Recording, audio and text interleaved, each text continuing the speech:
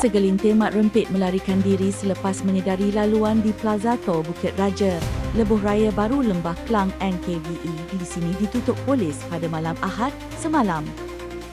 Operasi bersepadu SAM jalanan itu digerakkan Jabatan Siasatan dan Penguatkuasaan Trafik Ibu Pejabat Polis Kontingen Selangor. Tindakan dijalankan dengan bantuan Jabatan Siasatan Penguatkuasaan Trafik Bukit Aman, Jabatan Pencegahan Jenayah dan Keselamatan Komuniti serta Agensi Antidada Kebangsaan.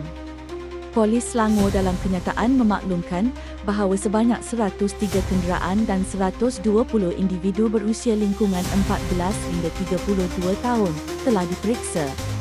Hasil operasi turut menyaksikan 200 saman dikeluarkan atas pelbagai kesalahan trafik, manakala 41 motosikal telah disita bagi tindakan lanjut.